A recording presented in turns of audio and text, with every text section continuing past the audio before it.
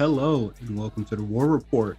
I'm your host Cyrus, joined by Quan, and this is a show that has generated more than $2 billion in 6 months. Can you believe that, Quan? 2 billion? I know 2 million. 2 bill? Oh damn, they said million? They said million. 2 billion. That's egregious. Yeah, my fault. That would have been a wild cap. That's too foxy. 2 million, baby. We really in it. Man, there. And then the HBO network still cut us. That's fucking crazy. Crazy.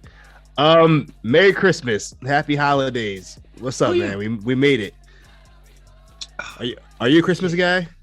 Oh yeah, I love Christmas. I think I like majority of the holidays. I don't think there's like a holiday I don't like. I don't dislike Christmas. I'm definitely not the go crazy with the lights and all that stuff. You know I'm old because I like holidays just because I get the day off. For sure. Like that's literally it. Like I get to be home. Yeah, I don't have a problem with most holidays. Like I'm not the what is it? I already don't acknowledge Christopher Columbus Day as like Christopher Columbus Day, like it's Indigenous Peoples Day. So I'm already over that. The whole fuck America thing for 4th of July, I don't care. Like us as Black folks, we was never celebrating being happy Americans. That's just cookout day. It's literally barbecue cookout day. That's all we did. That's that. Memorial Day is nigga, we going to the beach. It's a day off. And that's the same for Labor Day as well. Easter. Shit. I don't go to church no more.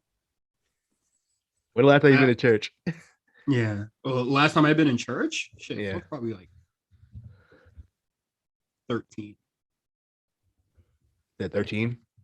13 years old. It's been a minute. Outside of a funeral, it's been a while. I think when my daughter got baptized was the last time I went. That was my first time in a Catholic church. That was an experience. I never did that before. I don't think I've been baptized. I didn't have a first communion. So I am a devil child. I have not given myself maybe on my final day, so like I could do all my crazy shit now and then just like wash it all away on my final days. I'm a good kid nonetheless. But yeah, Merry Christmas. I hope you got everything you wanted. If you didn't get that PS5, come on, man, just cop the one on StockX. Just cop. Pay the $700. If you're prepared to spend $600, come on, what's the extra 100, bro? Come on now. Top it off, dog. You really want that bitch or no? We ain't even no games out really low key. What do you mean? My shit stopped. I don't know about you, but make sure y'all got y'all queen something, and if it's too early, hope y'all got her a little something. You know, maybe like something from Claire's or some shit. Claire's. Shit. She won't know. Just take the tag off. Did you do your holiday shopping? What did you get your daughter? She's not gonna hear this, so. She might hear it. I don't know. She might hear it.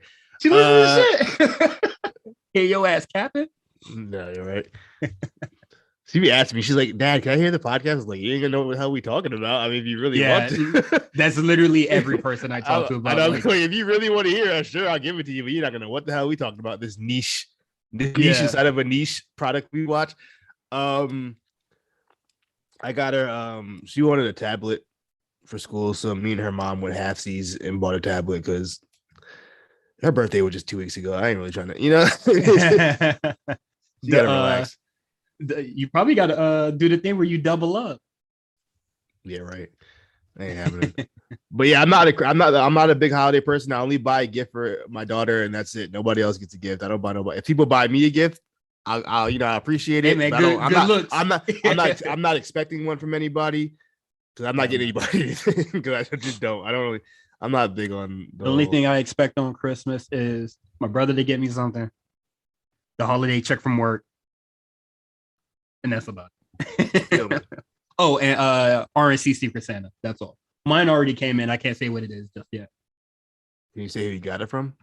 No. Well, I don't know who I got it from. It's Secret Santa. That's the whole point of Secret Santa. You're right. Yeah, and I can't say who is my Secret Santa because shit, they might actually listen to this podcast. I don't know. That might have given away. Actually, I don't know. That might have not given it away, but it is what it is. I got my mom. Well, I had a plan to get my mom a gift. I was there was an event. There's like this new like wine, like this winery that opened near my old high school. So it was like cool to like, you know, kind of go back to the hood. Gentrification crazy, but it's black owned, so that's fine. And I copped her some wine, and then I was with my friend, and I was just like, what if this shit is ass? Let me get another bottle so we could try it. You know what I mean? I don't want to pull it out yet, or like I don't want to pull it out because I don't know, it's very far away from me. But the dude was telling me that the place that made these two, or like that made the wine bottles, are no longer producing them. Like it's discontinued. So I got like the last two bottles. So it makes it a little special in a sense. And it went hard because it was bad. No, it was just discontinued. I think probably just because of COVID or something. Oh, that's fair. I'll tell you that shit hit. So I hope my mom like it. And then I believe later on, like literally the next day, she was just like, "What you gonna give me for Christmas?" I say, "I'm just gonna tell you what I want." And she was just like, she just wanted a Brita filter. That's all she wanted. That's all she wanted. She just said she wanted a Brita filter. I don't know where on Facebook she was just like, "Yeah, Brita filter go hard. I ain't fucking with water bottles no more." But I've been Brita filter guy for a minute now. I don't do water bottles. I got her the largest Brita filter like XL thing, and then I got her like a Brita filter like water bottled up so she could take to work. So I'm the best son. Nobody's fucking with me. You are the best son. I agree. I'm killing it. And then yeah, that's about it for Christmas. Shit. It looks like all New Year's Eve debauchery is canceled because you know everybody's constantly being exposed. But you going outside? Hey man, I'm not. If I take a rapid, if I take a rapid a day before, and all my homies good, I think I might be outside. You might be outside. Might be outside. I don't know the Florida numbers. Connecticut's not too bad. They haven't been bad with numbers for a while, as long as this pandemic is going on. It honestly doesn't even like for me, or at least in my case, it doesn't really matter what numbers are looking like. It's just like everybody that's like sort of in my circle. Yeah. Like either like being exposed, testing positive, you know. Like what was it? Well, the winery that I went to get my mom the wine, literally the next day, they were just like, "Yeah, we're closed. We got exposed, man. What the fuck?" And then like some of my friends that were like there, they got it. But yeah, shit, everybody I was sitting with, y'all good? We good. we all right. So, yo, if y'all haven't noticed yet, we don't have any news for wrestling. That's why we're just kind of stalling right now. Yo, there is absolutely no news unless you want to talk about, you know, people in the WWE catching COVID, and I'm just like, well, shit. Literally, that's everywhere right now. Everybody wants to go see their people for the holidays. The NBA is going crazy. What is it? People went to Art Basel and they're going back to like their home state or whatever. And Art Basel is like, and like Art Basel, like people that come for that are from like major cities.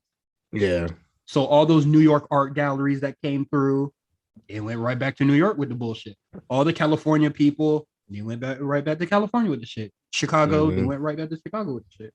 So motherfuckers are catching COVID again because it's the holiday season, just like, you know, how numbers went up last year holiday. Mm-hmm. So it is what it is. Kyle O'Reilly debuted on AEW, but we'll be talking about that on AEW. We can talk about AEW, man. Let's do it. Yeah, let's talk about White Man's Paradise, man. There we go. Referee Bryce Remsburg. Well, Orange Cassidy in pain. For him to capitalize. Wait, look at this! It's O'Reilly! Kyle O'Reilly! My God, the violent artist is here! Kyle O'Reilly behind the referee's back. Yeah, Bryce Remsburg unbeknownst to the referee there. No clue that O'Reilly just attacked Orange. And Cole lands the boom. This is brilliant. 1, 2, 3. All right, Quan, tell me all about it. You thought I was playing. I was fake watching it. Don't act like you wasn't. I was actually going to entertain just like having it on my phone and like watching it on mute or something while I play video games. But you was trying to test my gangster. I really ain't watched that shit. I was watching Beyond the Mat for Spot Callers. So look out for that for Christmas or the week after Christmas. Okay, well, I'm gonna be honest with you. AEW this week was pretty besides the one thing, was pretty uneventful. It was this is the most promo heavy episode of AEW I think I've ever really seen. Bad episode because a lot of these motherfuckers can't talk. No, it wasn't even like in ring promos. It was just like video packages and stuff. It was a lot of them. It was very interesting. And then like I know they were just like. I don't know if they had like a small roster this week or something, but like even the fact that the main event was like 30 minutes TV time and the first match was like 30 minutes TV time. I wouldn't be surprised if COVID hit. Like there hasn't been a report, but like AEW literally doesn't have to like be ashamed of like people catching COVID. Like yeah, I feel it's like literally happening around the world. Yeah, I mean, even like Raw the other like 2 weeks ago, Bobby Lashley was working 3 matches in one night. Like, you know what I mean? like it is what it is. It is what it is. I wouldn't be shocked if they were shorthanded this week. I know there's a couple matches on Dark that going to be filmed. I believe Hook's wrestling Bear Bronson, Cody versus Sammy. Real? Yeah, Cody versus Sammy. Wait, that's the dude from Bear Country, right? Yeah, that's one of the Bear Country guys. Hey man, that's a big ass opponent. They better relax. They better get him another short dude, bro. I want Bear Country on TV, man. I don't know. I like those guys. I mean, I don't have a problem with them, but I don't know. That might be a big challenge. Way too soon for the kid. We gonna see. And Sammy versus Cody, and I think and Jade versus I believe the other semifinal match, Jade versus Thunder Rosa. Christmas night. It's not on Friday because Friday on TNT they show a Christmas story, 24-hour marathon. I don't know why. Because that shit gets views, baby. That shit busts rating. Why Justin post that, man? What? 2 hours ago. So yeah, that was going on. Yeah. So the show started off with Adam Cole versus Orange Cassidy in this felt very PWG. This was a very PWG style match.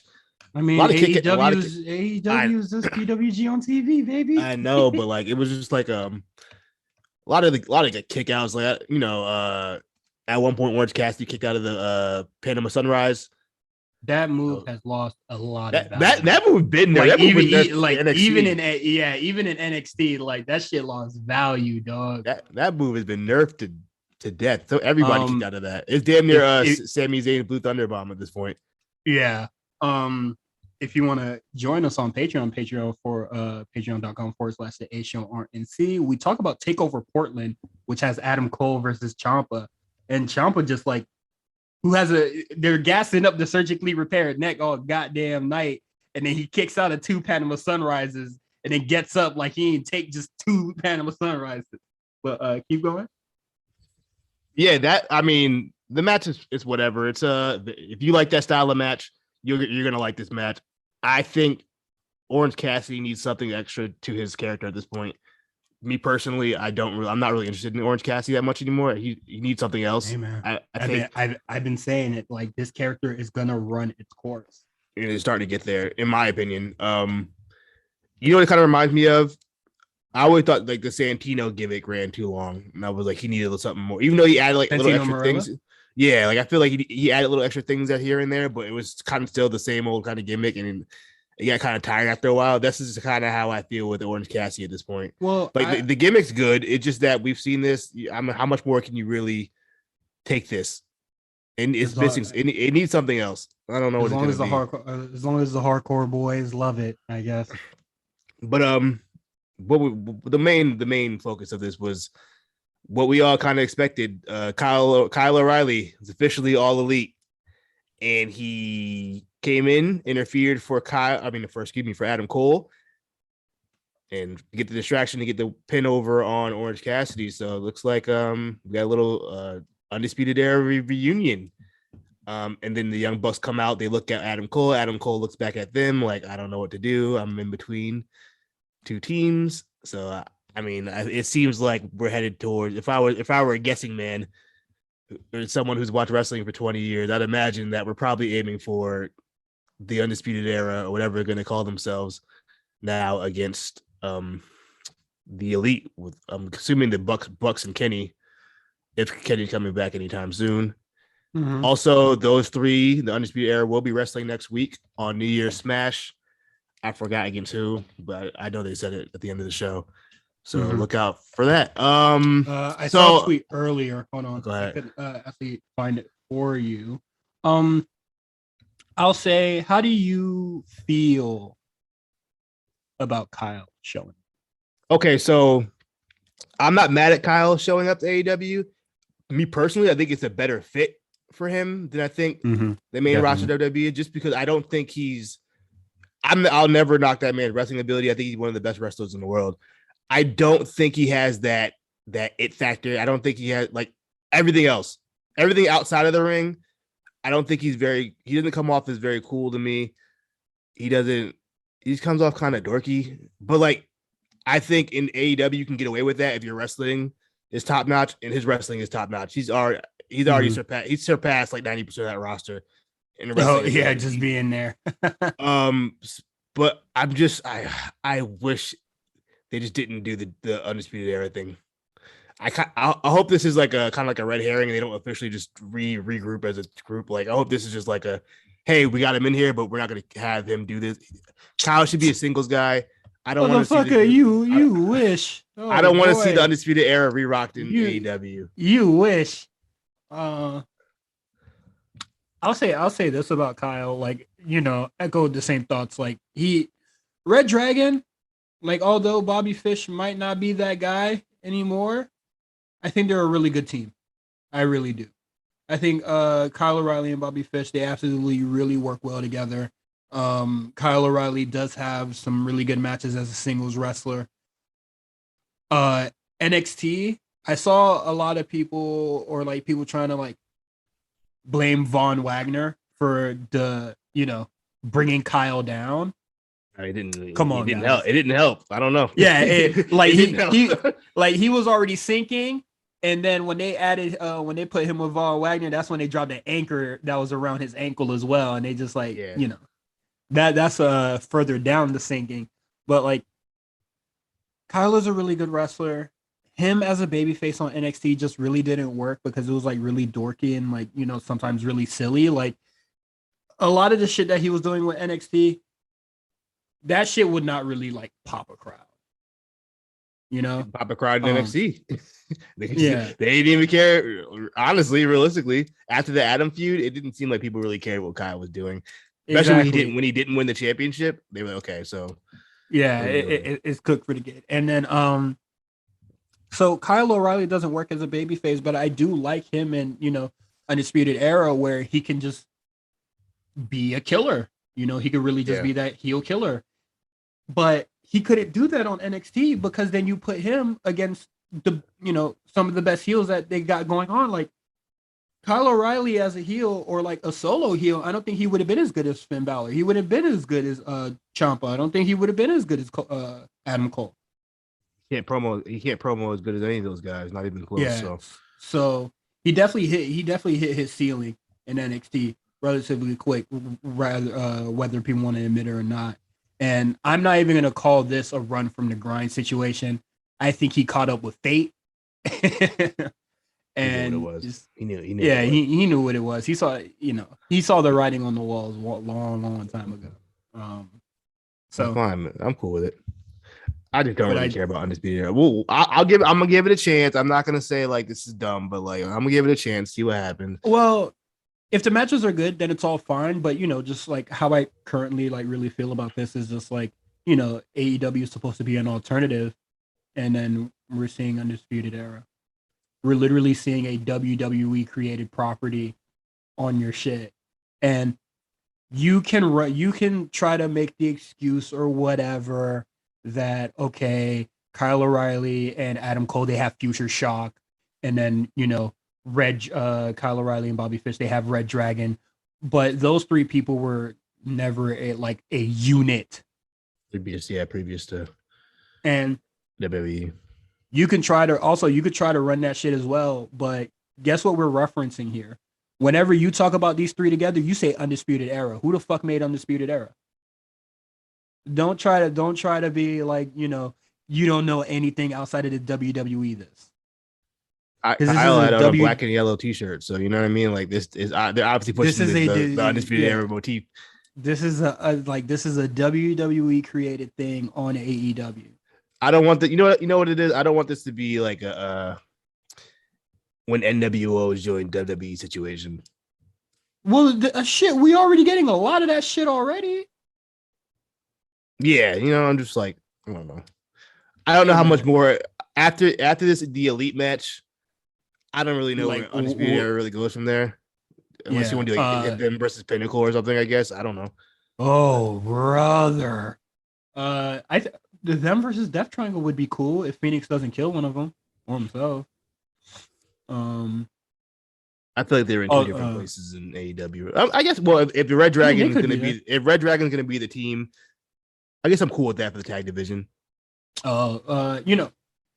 If it was just Red Dragon and Adam Cole did his own thing, I would have been cool. I think I would have liked that more. You know what? That I would like that a lot more as well. And then also, I know this is going to sound crazy, but Undisputed Era versus Dark Order could be cool. Oh yeah, they would have a great match. That'd be a good match. It could be cool. That would be a good match. No, because if they put Silver in there, if it's Evil Uno, Stu Grayson and Silver, and yes, I think that would be the perfect combination. I'm sure they've all wrestled each other a gajillion times too. All those guys, maybe not Silver, but like Uno, they're all from that same era. Uno, Grayson, they all wrestled in PWG, so they all know. Okay, I'm not gonna stop the match here. Come on, guys. they're all from that same era of indie world.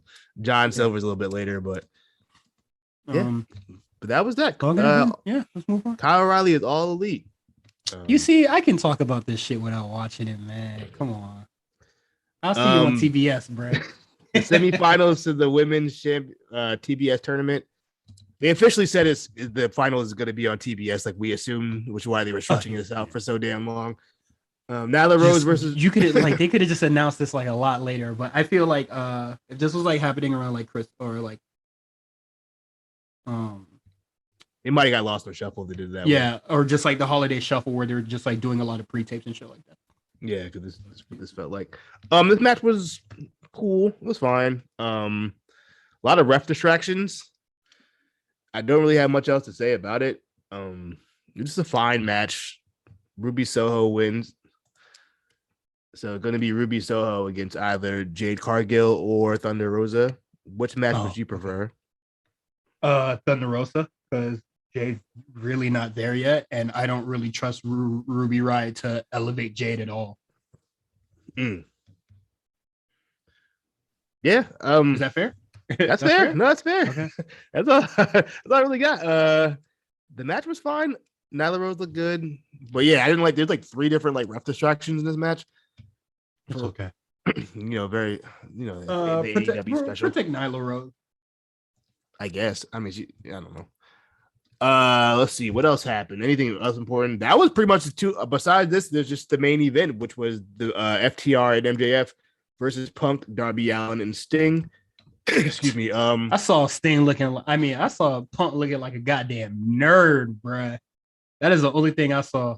I didn't mind it because I like Sting, so like I like that the Sting tribute. He had the Sting tights on. What is not Crow Sting? Surfer Sting was cool too. I fuck with Surfer Sting. I never really delved that far back. Is that fair to say?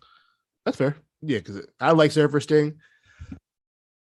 Obviously, the Crow Sting was the quote unquote cooler Sting, but Serpent thing was cool, was fun too. So yeah, so first Sting comes out with like the crossed armed logo on his forehead. I thought that face paint was kind of weird. But I see where they were going with it once Punk came out. But there was that. Darby Allin came out with like pink face paint for, I'm not really sure what that was a reference to. I guess kind of old Sting. I guess I'm not sure what that was a reference to. And the Sting, then Punk comes out in full on Surfer Sting gimmick with the tights with the Sting on the side, and I like that. I pop for that. I like shit like that. Why is Team Stingers going all out for this random show? Because this was the first show Sting has wrestled in Greensboro Coliseum in I think 20 years or something like that, or something like that. So I was because this was the first. So it was a big deal, I guess. Okay, because them coordinating like this. Yeah, really seems like something they will say for like a pay-per-view, but like Sting probably said like, damn, I haven't been here in a minute. Tony Khan, that was the whole point of it. It was like, this is like where he won his first champ. Well, I don't know if he won the championship, but he had his first championship match ever here. So it was like a kind of like Sting and Greensboro, they like synonymous with each other. So that's cool. The hardcores would really I liked it. The match itself, it started off pretty slow because they had 30 minutes to kill. So not a lot happened. A lot of MJF kind of running away, obviously not getting physically involved too much. He didn't really get too involved anyway. And then at another point, midway through the match, a lot of just beating down Darby just to get some heat on the other team. MJF still was kind of on the outside, not really working. It was more so a handicap match more than anything. And then MJF would like pick his spots to beat up Sting or something. But yeah, after the second commercial break, it picked up. Niggas start wilding. MJF gets thrown over the rope at one point by Sting, and he lands on FTR, but he got thrown too far or something, and he damn near landed on his face outside. I saw that screenshot. he looked like a lawn chair folded. Yeah, I don't know. Sting wilding because he's 75 years old, jumping off the top rope to the outside on all three guys. I guess it's all three guys. So it's fine. Sting can get away with it because he wrestles once every 2 months. So I guess that's fine. Sting did my favorite thing ever. He did the no sell. He got DDT by MJF and got directly back up. I'll pop for that. It's a DDT from MJF, man. I don't think that hurt either of us. I'll pop for it every time. But yeah, in the end, the faces win as you would expect. Fun. It was a fun TV match. It got a lot of time. It wasn't. Do you bad. agree? It was fun, do you agree with the faces winning? Well, my thing. Well, in the context of the match, because MJF wasn't really in the match, it was more so almost a handicap match for most of the match. Okay, so it would make sense for the. He still takes that loss, but he still doesn't. He didn't get pinned. Well, he still takes the loss on the record, period, and then I feel like he could have used that momentum going. Because MJF never loses. What's his record? Well, he loses this match is a loss, whether you want to consider it or not. It's a tag team loss, and I feel like it's a tag team loss. It's fine, but also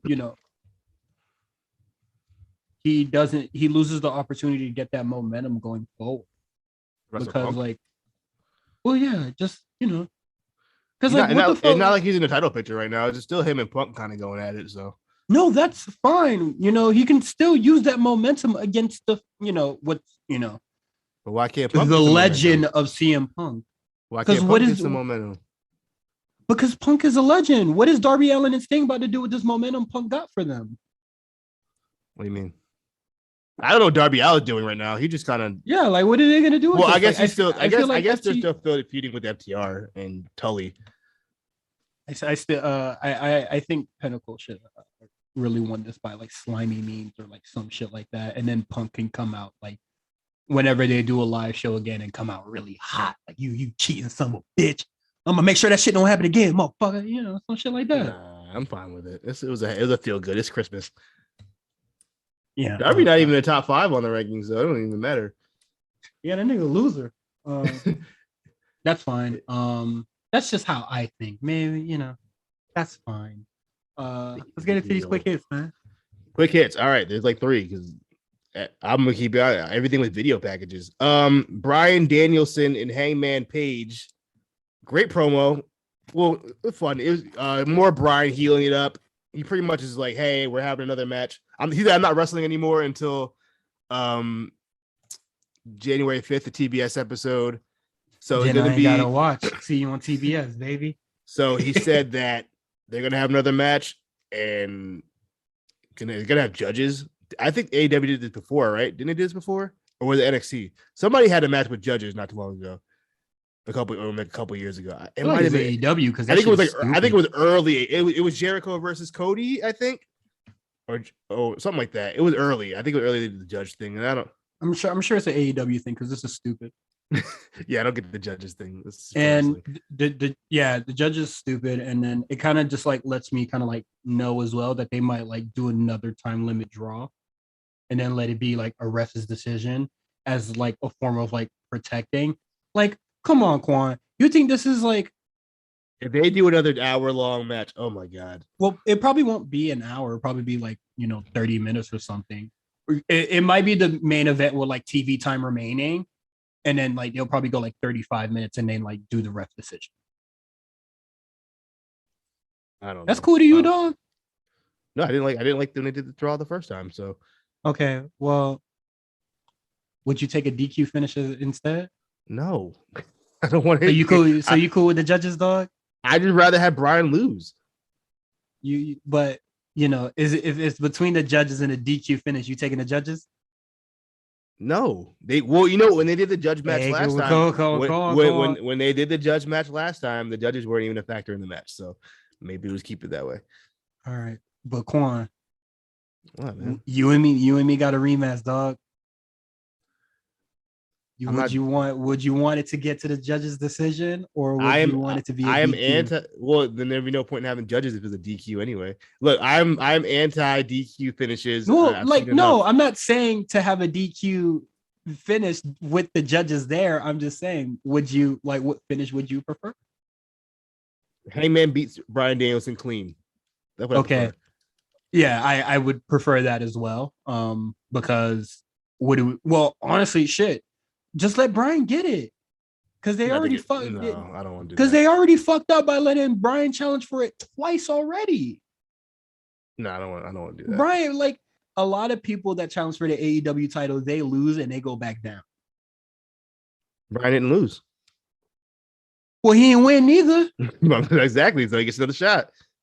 That is crazy. Like he could continuously get title shots because he doesn't get the job done.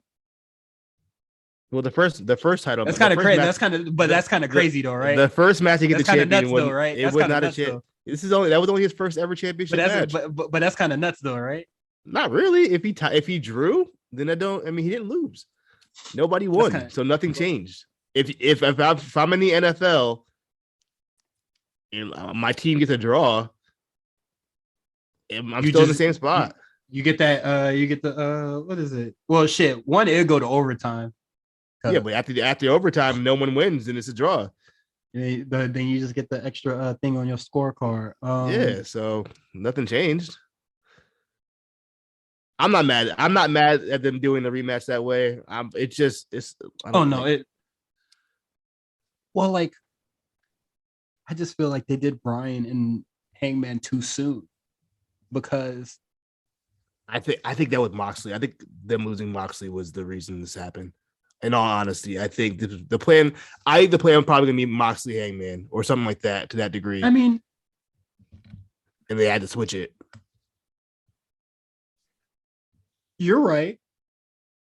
I feel like you're right. That is something that probably played a factor into it. But you don't think that there's like other like substitutes that may have been better than just going for I don't think they should have put Brian in the tournament in the first place, but they did it, so they kind of booked themselves in a corner. Yeah, like I feel like Miro could have been a thing, Cole or MJF could have been like next, and then you could do Brian for spring, and then do that while there's closer to a pay-per-view, so we're not just getting a whole bunch of fucking title matches on TV. or at least I know AEW doesn't really like to have the champion wrestle a lot, but at least let Hangman build some momentum, or like, both of them like basically have matches bi-weekly, 1-2, 1-2, and then kind of have like some momentum going forward into this. But I don't know. I think Brian is coming way too soon, and now they're kind of just going if crazy. This wasn't Hangman's first defense, I probably wouldn't have been bothered by it. But the fact that was his first defense was like a draw. Yeah. I was like, come on, man. You can't get your first win off. Well, like, now, like this is like his first feud as a champion, and AEW is kind of running all these like hoops and hurdles just so he can stay champion. When it shouldn't even been a match that really even booked this early. So yeah, I mean, like I said, they put themselves in the corner with this one. So we're gonna see how they get out of it. They're trying to be more creative than DQ finishes, but we're gonna see where it takes us. Shit, we gonna get lame ass judges. Come on, man. I rather take the DQ than have. Take your guess. Who are the judges? If you had to guess, some old timers for sure. It's gonna be the dude that does wrestling by the numbers. The guy that calculates how many kicks be in the match and shit. That guy's gonna be there. I don't know that is. Matthew from Botchamania is gonna be there. He's gonna be one of the judges. And then Mick Foley will be like the third judge. Mick Foley definitely be a judge. I think there were 5 last time they did it. Oh, 5? Shit, 2 more. Arn Anderson or something. Oh, you know what? That's a good pick. Yeah, that's a good pick. Yeah, let's throw. Actually, some dudes that are backstage. So let's get Dean Malenko as a judge, and then we're gonna get Jerry Lynn, who's. I think I was just gonna say Jerry Lynn. Yeah, he's one of them. So or Mark Henry. Yeah, fuck it. Whatever. Spice it up.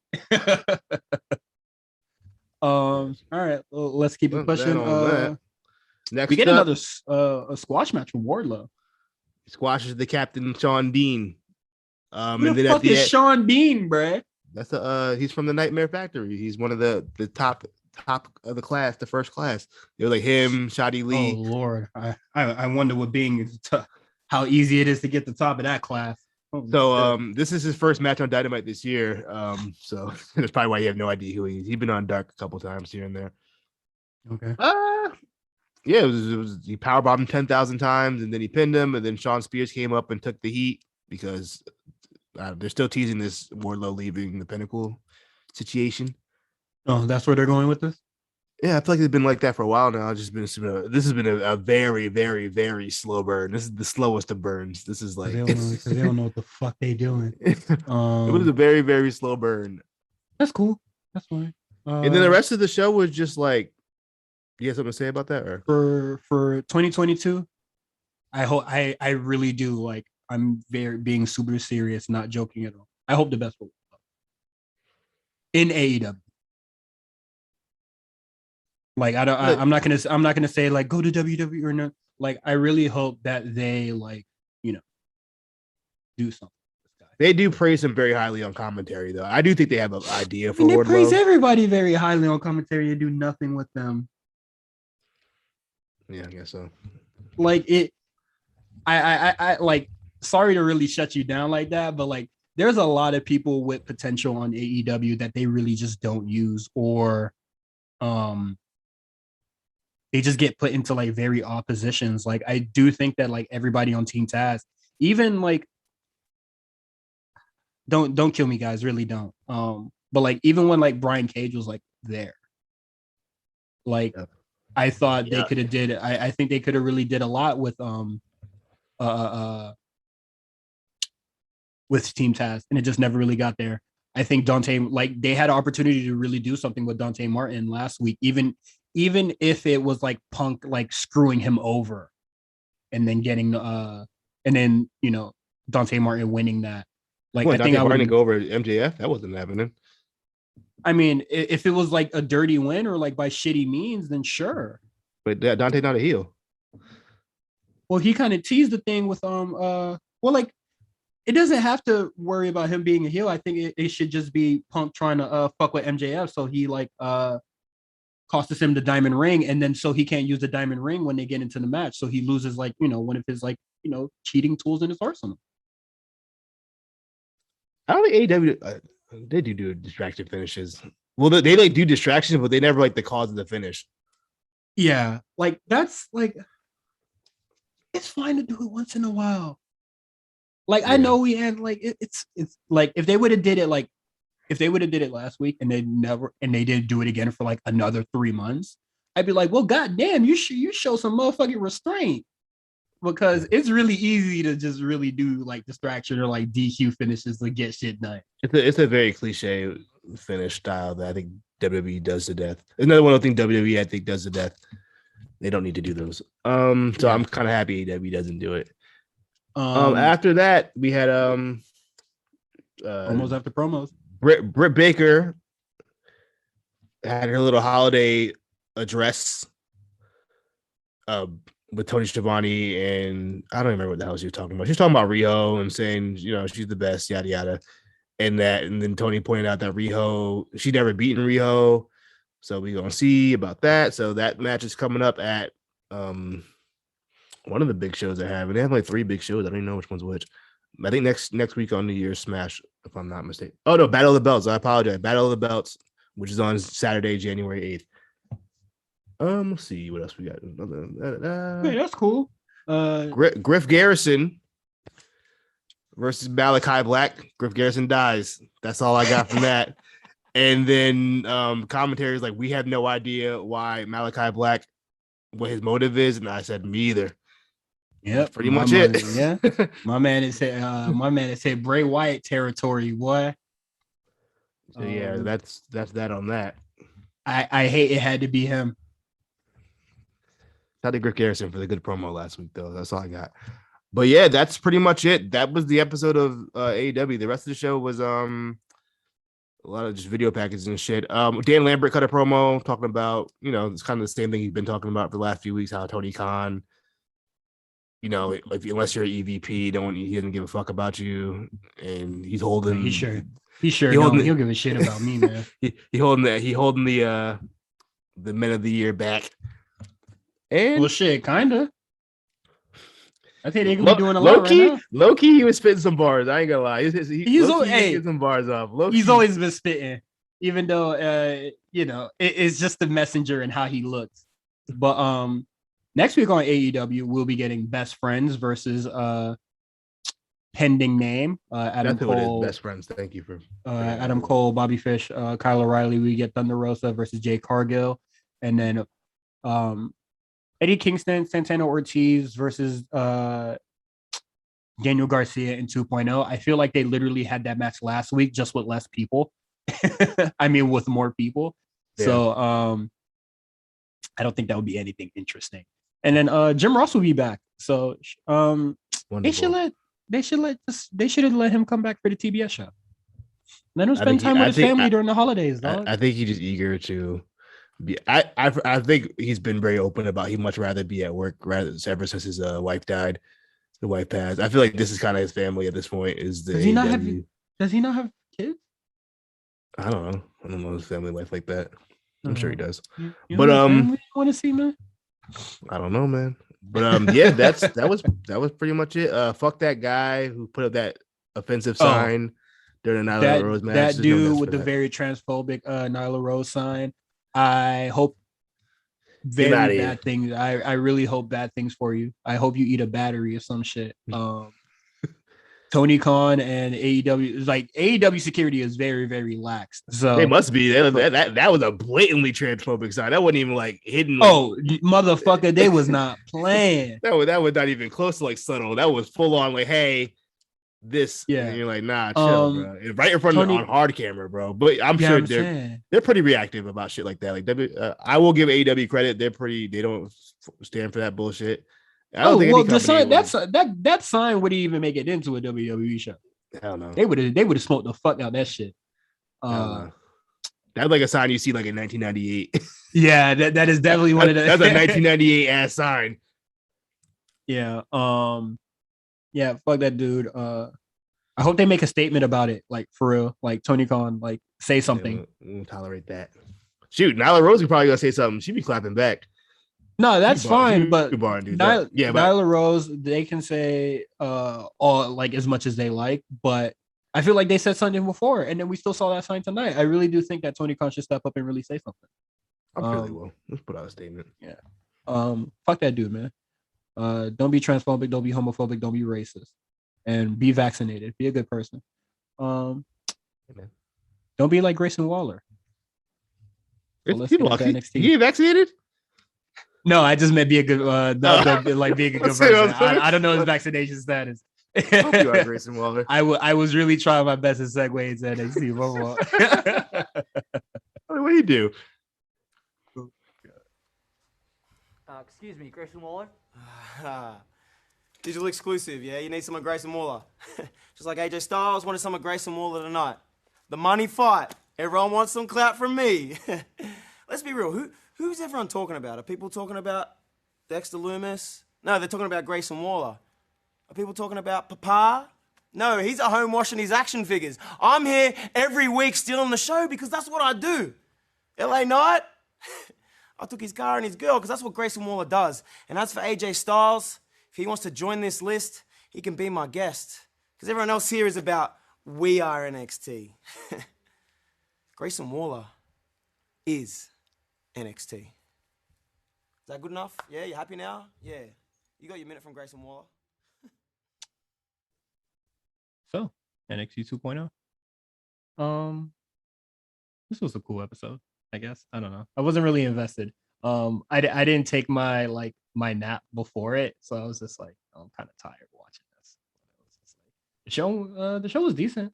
I didn't really hate it or anything. I very much enjoyed this episode of NXT. You know what? I think it's safe to say NXT's back. Oh, I see the direction they're going. I like the direction they're going. Mm-hmm. I've been saying for the last month, I'm really enjoying watching NXT. Like I have fun watching this show. Not everything's great, but there's nothing that's terrible at this point. I think all the rookies are looking a lot more comfortable. I felt like that for the main event. Even Elektra Lopez tonight looked much better than she did in that BFAB fiasco. Let's not. You know what I mean? Yeah, I would agree as well. We're familiar with a lot of these faces, and not everybody is green as grass anymore. Maybe is green as a pine tree. It's kind of just whatever. I definitely see a trend with NXT, at least for in all aspects of the show. Every feud in some shape or form talks about how there's not a lot of experience, or the experience factor isn't there. And I think that's really interesting that even Mandy was saying it to Cora Jade. Ciampa started the show that way. Pete Dunne said it for Tony D. AJ Styles did it for Waller. There is this trend of we get we know y'all knew, but y'all ain't like this. Yeah, you ain't ready yet. You think you're ready. It's like I don't think you I mean, you're still kind of look. So when you have it, for example, I have a daughter, she's 12, and I be trying to drop gems on her, but because she's 12, she's looking at me like, Dad, shut up. You know what I mean? Dad, what are you talking about? Be quiet. But I'm trying to explain it to her, and that makes me think, I'm trying to put you on game, dog. And that makes me think my parents would probably try to give me the game too, and I'll probably just straight up ignoring it when I was a kid too. But my point is that these vets are telling these young rooks, yeah, y'all think y'all hot shit. You know what I mean? Not. Y'all ain't there yet. When I was 20 years old, 21 years old, 22 years old, I thought I knew everything. I thought I was that dude. And then I got a reality check, yo, you don't know shit. You haven't done anything yet. Slow your roll. So honestly, NXT being in this, just we have experience. Y'all might be athletes, or y'all came from different background, or a career change, but I really been in this shit. And so it makes my head hurt seeing everybody be WWE is giving up on people that had a passion growing up for all the stupid shit that we saw earlier today. And which is, you know what's crazy, which is the dumbest thing. I don't think it's getting talked about enough. that whole report about how like NXT isn't looking for indie talent anymore, and then they literally threw a tryout with mad indie talents on it. Yeah, and nobody even mentioned it. You know, that's how misinformation gets spread, man. What I be talking about? No, well, like even if the misinformation is out, nobody wants to admit that they're wrong, and or also, just lied. Not even that they're wrong; they lied. Yeah, they lied, and people won't call a spade, and it's WWE, so therefore it's just like they're not hiring as because like AEW is still not hiring collegiate athletes or whatever, so therefore whatever the fuck goes on in their goddamn mind. But like, yeah, they literally had a tryout earlier where they had like a lot of the people that no longer work for ROH that were there. Yeah, the current women's champion. What's her name? Roxy. Yeah, I don't know who she is, but shout out to her. I don't keep up with ROH.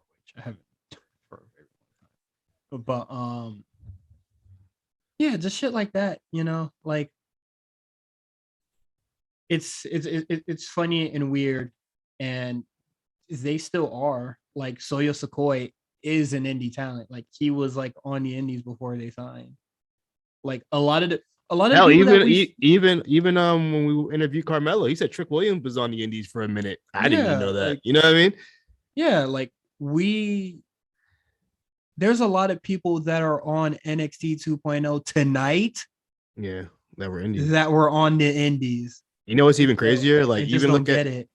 Even look at like a Sasha Banks. She was, you know what I mean? Like not all the people, not all the indie talent that they signed are gonna be huge names that were on indie. Like no one knew. I'm sure like maybe the Northeast area kind of knew who Sasha was on the indies, but like I didn't know who she was. Whoever the fucking local, yeah. But like, if you're not an indie sensation, like it doesn't count. Like, like even when Meals did the interview for The Miz, and then he talks about his like stint in the indies. Like nobody's looking at Miz as an independent talent. He was a joke. I'm saying like, so it's just ridiculous to me because like we all start from somewhere. It's okay. Yeah. But yeah, let's talk about the show, man. Starting first, what I would really like to talk about is Grayson Waller versus AJ Styles. After Loomis and Trick Williams, Grayson Waller attacks Dexter Loomis and then calls out AJ Styles. And AJ Styles was just like, I heard you talking shit about my haircut, dog. What's good with you? And then Grayson Waller's talking that shit. And then Styles is just like, hey man, you wear blue shorts, the one glove, the one elbow pad. Huh. Wonder where I seen that shit before, huh? I thought that was really funny, and I think the match is gonna happen. I really do. I think it's gonna happen in New Year's Evil. Yeah. Why not? And then I like a lot of the continuity that is here because Grayson Waller was just like, I'm gonna let Omos handle your ass first, and then we go talk. I thought that was very funny. But yeah, I'm looking forward to it, honestly. So I think that should be very interesting. This felt so cool to me, mostly because we never really got to see AJ Styles in NXT. I don't think he's ever stepped foot in NXT, even during the did he pop up during the invasion? He popped up with the Good Brothers. Okay, that's right. Oh, that's right. He did, and they beat up who was it backstage? I forgot. Oh, I have no idea. That is true. I remember. That was a fun. Oh, it was the Undisputed Era. It was the Undisputed Era. You sure? Yeah, that was fire. That was fire. But yeah, I mean, besides that, this really reminds me of like once again those early Dusty era episodes of NXT where sometimes they brought a main roster star. Like back then, you might run into Alberto or you'll have like Dolph Ziggler for 2 episodes or something. And look at this. This week we got AJ Styles. Next week we get Brian Kendrick, who I guess technically is NXT. I guess. But like, you know what I mean? Like, it's I hear you. Established guy coming down there to work with the young dudes. I like that. I would like to see that seasonally. Like maybe not for. I think if there's like a takeover like around like Rumble time, I think that'd be too soon. But if they ran it back again, during like the takeover for WrestleMania, I think that'd be cool. Yeah. So who would you like to see just drop by for a little bit? I would see some of the ladies. I would love to see Sasha can come back again like he did last year. I'm good. Or damn, who else could I'm trying to think who's the ladies on the main roster? I don't even know no more. And for the Sasha, no, I think is like it's way too soon for me at least, because the match with Io that she had is still fresh in my mind. That's why I say it was Heat too. I don't even know who's on the women's roster anymore. I'd love to see Doudrop pop in, or maybe like a Natty or something. I mean, as much as I don't really care about Natty. Natty on my shit list, dog. Well, one of the vet ladies. I can't think of it at the top of my head right now, but I would like to see that. Naomi come through. Oh yeah, Naomi, that'd be great. I think Naomi would be great. Even if it's not a match, I'd just like to see her and maybe like Last Legend do a segment or some shit, or like that's genius. That's about it. For guys, I would think maybe like a Baron Corbin, someone who knows like a dependable worker. You get a good match out of him. I would see like Baron Corbin down there. Mustafa Ali, Kevin Owens again. He has a good relationship with NXT. Yeah, I love Kevin, so I would like to see. Also, he Gulak. So he ain't run from the grind. You feel me? Real niggas in the building. Gulak. And some people like that. People I know will put on like a good match, and they're popular enough with the NXT crowd. I don't expect like a Roman to come down, or like you know what I mean. Or I'm not asking for a Roman. I'm really. I think Big E might do it. He might do it. Alpha Academy. That'd be hard. I would like to see Alpha Academy come through. It'd be Alpha Academy versus Jacket Time.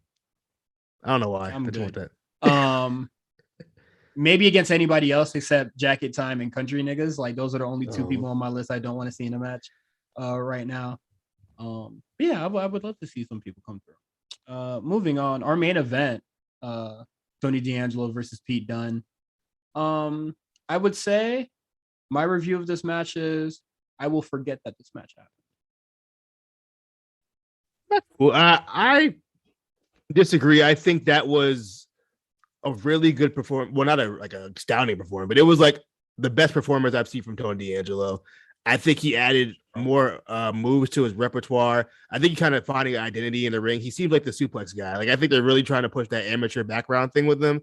That boy was throwing suplexes the whole match. The first one he did when he like damn near dropped Pete Dunne on his neck. It looked pretty bad, but like from the replay, it looked like he landed on his shoulder. But like he tossed him like up in the air. Like he's fairly strong. I don't think. Yeah, Pete Dunne also like he's not that big as well. Like he's toned as fuck, but like he's a smaller dude. But like he looked good. This was a decent match. This is the most he's shown since he's signed. I mean, since he's been on on the show, and I appreciate that I see the improvement. I think my favorite thing comes from the post match, and it's Tony D'Angelo finally getting booed. Like he is coming across as a heel, and I always felt like his character should have been heel because him as a face, it's hit every like Italian quip you can and get the. Has he ever been face though? Well, like shit, the crowd treat him like he was one. Yeah, they pop for that. I don't think he's ever really been a face. Yeah, let me rephrase that. I think he's solidifying himself as a heel. Is that better? Yeah, I think it's getting to the point where people care. Like Grayson Waller, people are starting to care. You know what I mean? But outside of the meme of Tony D'Angelo, I think people are starting to care about the actual character Tony D'Angelo. If that makes sense. I think he's starting to like come out of that. Hey, I like the or people that are just like, hey, I like the Sopranos, dog. Yeah. So he's becoming a lot more than that, and that's great. That's fantastic. But the match itself, I wasn't like glued to my screen or anything, so that's why I'm just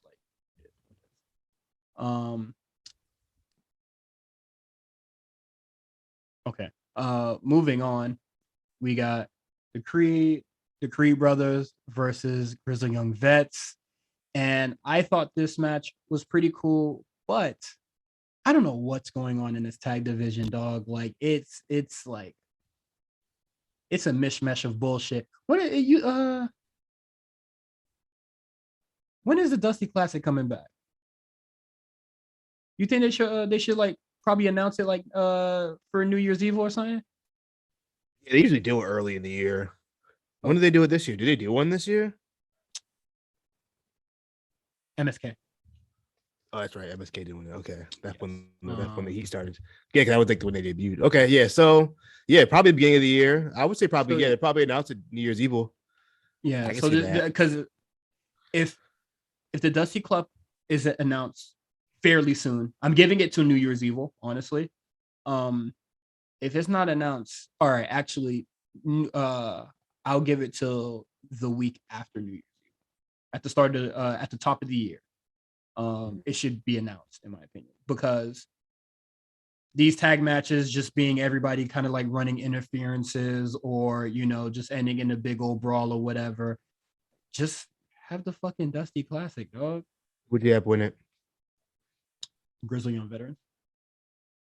It should be. I agree. They need something. They really do, because I like them a lot, and outside of like the non-icon or whatever, all this other stuff that they're doing, like I do like that they're finding a lot of character work, but they fucking around with some scrubs right now, and I ain't fucking with that. I'm with you. I don't really care too much for Brooks and Jensen. They do nothing for me. Jacket Time does nothing. Jacket Time, it's fine, I guess. Free Kushida. I'm almost on the Free Kushida wave. I'm almost there. I'm not on the Free Kushida wave. I'm almost on the Free Kushida wave. Okay. If we free Kushida, do you want him no longer in the company, like for Grand Metalik, or you want him to be a singles competitor? He can leave. Yeah, if he wants to leave, I wouldn't be mad at it. If he was like a guy who was like, yeah, I'm gonna try to do something somewhere else, I wouldn't be mad at it. My thing is that like he, in my eyes, he didn't leave New Japan on a good note. So he'd probably stay in America for sure. So you see him going to the other them boys. He's gonna be a dark superstar. He gonna be on dark if he do that. I'll tell you that much. He's definitely gonna be on. He gonna be on YouTube for sure. He gonna have He gonna have like one match against Dante Martin and then never sees us again. Nope, he'll be on YouTube. Kushida's a really weird. One day we had a discussion about Kushida. It's really weird because like he's good. He has charisma. He has a cool look. But for some reason, it seems like no one ever seems to know what really do with it. Same thing with Grand Metalik. It's like they're just like guys who are really talented, but like no company they sign to ever seems to know what to really do with them. Like after a while, somebody that I know who is very familiar with the Kushida timeline is Justin. Yeah, and from what I can piece together in my mind right now, without looking it up, in New Japan, he was very dominant. He did everything very long time. For a ridiculous long time. He was one of the first guys to get me into New Japan. He pretty much dominated the light division for so long, and they just never really put him in the heavyweight division, like any kind of push. So it was just like, and then, what do you do? They wanted Kushida. Like Kushida was at the top of that division for so goddamn long. He loses the belt, and then Homaru beats him in like goddamn 18 seconds, and he goes, "Oh my god, I killed Kushida!" And I was just like, "Dog, that's green as fuck." But like. Kushida clearly wanted to go up, and they never wanted him to do that. But like, as soon as he leaves, then they give it to Ospreay. Yeah, they gave all the other light heavyweights. Like they gave. I think once AJ came in, they were like, okay, I think we can do this, and just had. Well, that was long. That was long before AJ was around. Not before AJ. That was long after. Was it? When did Kushida? Yeah, leave? that was long after. I would say Kushida probably left like 2017.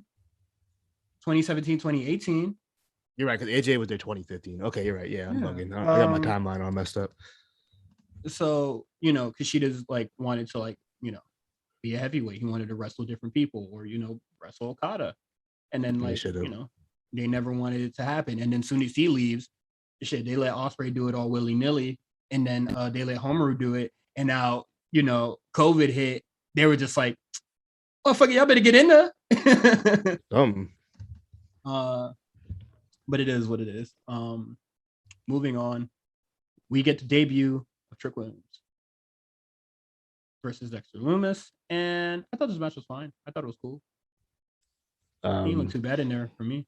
Trick needs some reps, but he'll be all right. Oh, of course. Yeah, it was a very, very basic move set. It was about 5 moves. That's fine, I guess. just like I said about last clip, we gonna revisit the conversation in another 3 to 4 months, and if he is the same man he was today, then we go some boof. You know what though? Like, I really hope somehow NXT gets back on the road again, just so guys can get some more reps. Because people are literally getting reps on TV, unless they extend whatever they turn 205 live into like maybe like an hour-long show again, and let guys get some more matches on that. I think they should make it just so people can get some more reps. Because that's what it seems like they're doing right now. I'm waiting for the full-on rebrand of the show. Yeah. I don't know what's taking them so long to do that, but marketing or whatever. They might. I know it's probably some marketing stuff, but like, yeah, because I would like this. I see it. Like, obviously they see it, and I can see it too. Like, I've been watching wrestling long enough to know when people got it, like when they don't got it. I feel like at this point, and I think guys like Trick or Lash Legend, or even Tony D'Angelo or Braun Breaker, like you see them, you see the potential there. It's very clear, and not even a sense of like it. Just they need some time to really, get it going, and yeah, which is all going to take just experience and time. And we'll talk about it later, but definitely has to be a little concerned about Braun Breaker. I'm a little concerned. It's all good. It's all fine. Oh no, I don't know. I'm concerned. During the match, Roger Strong attacks Carmelo Hayes because Carmelo Hayes sort of interfered. I forget how. It was literally a week ago, but it's been a long week. Look, he's been talking shit. Yeah, but he interrupted or he did something during the match last week, Roger Strong versus Braun Breaker that gave Braun that extra edge to win the match. So you're gonna get that comeback, and then they're gonna have a signing next week. It's gonna be a unification of the titles. I'm fine with that. I really don't care. I think we both kind of called that. My thing is that is it gonna be unified and then we're gonna get a brand new belt? Or we're just going to unify and then just get rid of the cruiserweight belt. I think they're just going to get rid of the cruiserweight belt. That North American Championship is really nice. I don't want them to get rid of that. Yeah, I like the design. Unless they want to give it a new leather strap or something, but I don't want them to change anything on that. I like the color. It's a unique belt. There's no belt in wrestling I've ever seen look like that in 2021.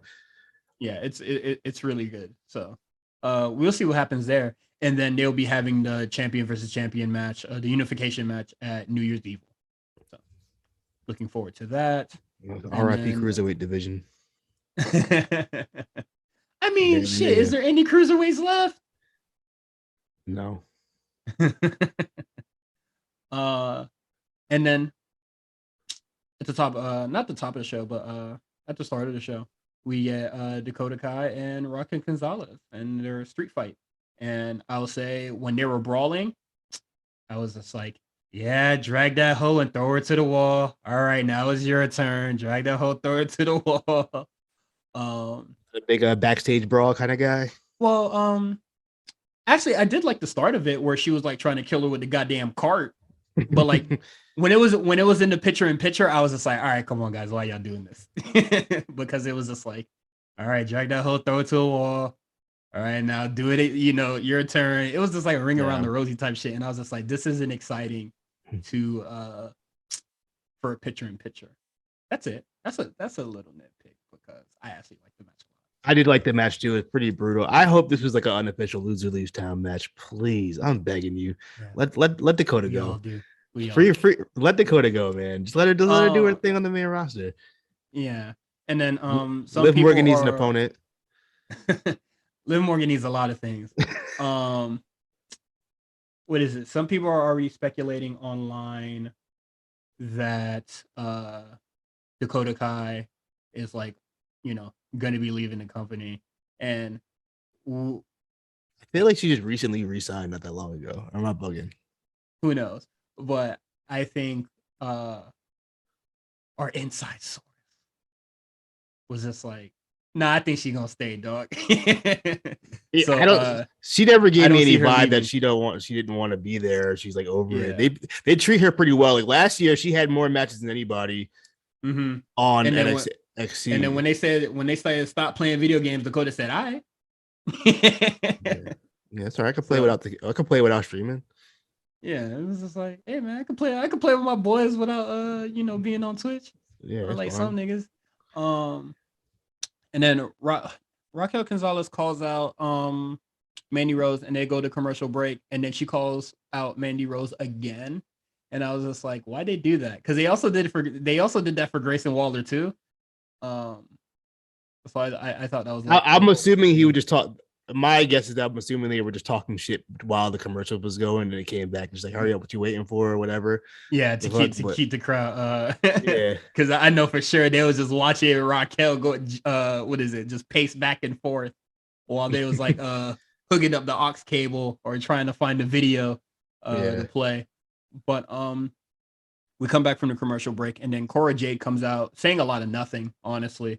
Yep. Until she gets into the ring, and then she was just like, hey man, I want that title opportunity too. And then Raquel was just like, motherfucker, I'll beat your ass. And then Mandy Rose appears on the screen, and she says, I'll take on all y'all. So at New Year's Evil, it'll be a triple threat match. And then Toxic Attraction comes out and then beats the hell out of them, and then we'll be getting a tag match next week. And they I do coexist. not. Are they gonna coexist? Will they coexist? Who knows? Will they coexist? Also, you were absolutely right last week. It was a work. She's fine. Yeah, I know she was a work. It's fine. Or Man, it is day to day, so who knows? But I'm gonna say that you're right. yeah, Cora. You know what kind of bothered me?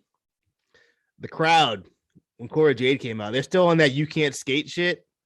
I Oh don't my know god, like a nigga never stumbled on a skateboard before. Oh my fucking lord. if anybody were to fall off a skateboard, it'd be skateboarders. They fall off of skateboards all the time because if you ever rode a skateboard, it's a very flimsy wooden plank on four little Yeah, loose wheels. that's just kind of unpredictable, dog. You're gonna fall off. I hope this is it, like in reference to the Darby Allin situation. No. It's I would a hope reference not. to when it's a reference. I know, but I'm saying, oh yeah. I know, but I'm saying, but they stopped that for a while. Like it kind of went away. I feel like the last couple weeks we didn't really hear that, and now it's kind of like then the Darby thing happened. And it was like 2 weeks ago. They tried last week, but they ain't really do anything. But yeah, they're trying to do the you can't skate shit, and I was just like, you motherfuckers ever rode a skateboard before? Like that shit's hard. Like I would know. I damn near broke my toe last year trying to ride a skateboard. So that's just hard. What is it? I'm just thinking right now. I'm thinking about that video of Tony Hawk recently doing the 900. Recently doing the 900, and he bailed like mad times. And then when he landed it, he like slammed the helmet onto the floor, and it like never appeared again on the video. Like Bobby Schroeder's hat. Yeah. Motherfuckers annihilated that helmet against the floor. But like, yeah, skateboarding's hard. Like I watch like skate videos all the time. Like not everything is like landed in like one shot. So I think it's very stupid. And then the Darby Allin thing. Darby Allin is lame. He's like, I really live this life. Like this is my lifestyle. She just skates for fun. Yeah, a lot of niggas do. Like a lot of niggas skate for fun. Like what are you talking about? He called her a poser like since 2002. Yeah, like this motherfucker doesn't even release skate tapes no more. Like you skate for fun. Relax. Quick hits time. We get Io Shirai versus Elektra Lopez, and you mentioned it a bit earlier. Elektra Lopez looks a lot more comfortable in there. She looks much better than her match with B-Fab. A lot of shenanigans in this. I didn't think Io Shirai was going to lose, but I didn't think it would be a clean win anyway. But there's this, a lot of soap opera things happening in the background, and Io Shirai was just like, can we stop this? Can we speed this up? I don't want to. This Zion Quinn flirting with Elektra Lopez, Romeo and Juliet star-crossed lovers ass fucking. I don't want to see this anymore, bro. I'm not the biggest fan of it either. I think the storytelling on this one is very odd. And I hate that Santos and, the rest of Elgato is like involved in this because Joaquin Wilde and Raul Mendoza have been looking like hoes ever since this feud has started. So, let's speed that shit up. And then also I like that Vic Joseph mentions that Io Shirai is going to like try to like build some momentum so she could possibly be the next opponent for whoever wins that triple threat match. So that's cool. Tommaso Ciampa, Braun Breaker, they have a segment together, and Ciampa was talking that talk, boy. That motherfucker was spitting. And I like that Braun Breaker's retort was short and sweet.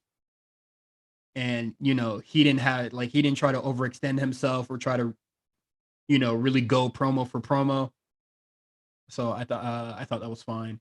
And then I saw a tweet where they're what is it? They compared it to when Adam Cole was berating goddamn Karrion Kross, and he just stood there just like bulging his eyes, and then Braun Breaker actually did something.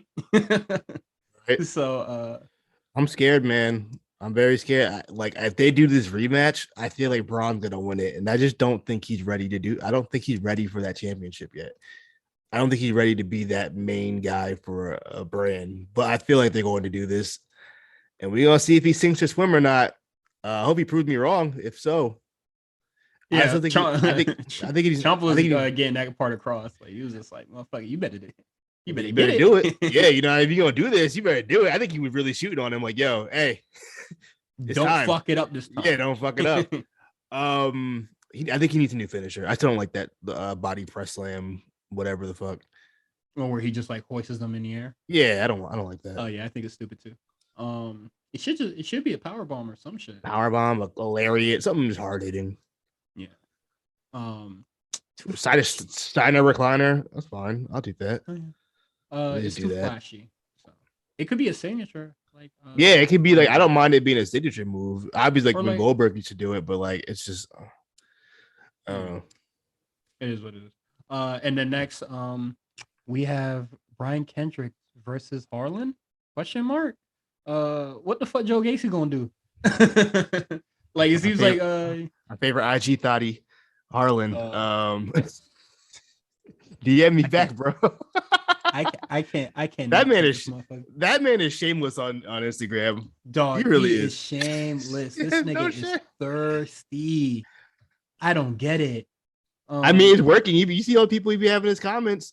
That's fine. Like it's working, but like also like we're motherfucker. We can see you. Like we can really see you, dick riding, dog. Like